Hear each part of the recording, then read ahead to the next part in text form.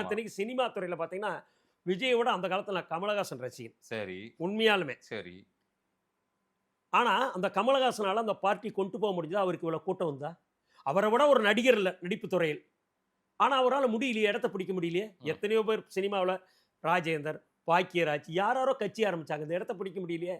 இன்னைக்கு எல்லாமே என்ன ஒரு தவறான இப்போ ஊடக விளையாடலாம் சொல்கிறது என்னென்னா, விஜய்க்கு ரசிகர் கூட்டம் கைத்தட்டெல்லாம் ஓட்டா மாறிடாதுங்கிறாங்க. ஒரு காலத்தில் புரட்சி தலைவர் இப்படி தான், இவர் கட்சி ஆரம்பித்தவரால் என்ன பண்ண முடியும் அப்படின்னா, அது முற்றிலும் தவறான. இல்ல நீங்க எம்ஜிஆரோட விஜயை ஒப்பிடுறதே சரியா இருக்குமா? அந்த மாஸ் அவருக்கு ஏங்க மற்ற நான் சொல்லிட்டேன் சார், மாஸ் கூட்டம் எல்லாருக்கும் கூடும் சார். ஈகை குணம் மற்றதுல இந்த மண்ணுலகில் யாருமே எம்ஜிஆருக்கு நிகரில்லை. அவரோட மேட்ச் பண்ண முடியாது.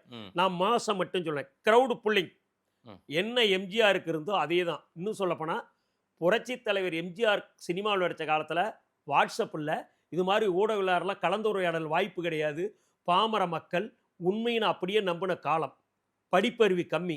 ஆனால் இன்னைக்கு இவ்வளவு பார்வையிட வந்தும் என்ஜினியரிங், டாக்டர், அட்வொகேட் அத்தனை பசங்களும் கல்லூரி ஸ்டூடெண்ட் விஜய் டிவிக்கேன்னு சொல்கிறான்னா அவன் ஓட்டை மாற்றி போடுவான்னு சொன்ன பைத்தியகாரத்தனம்.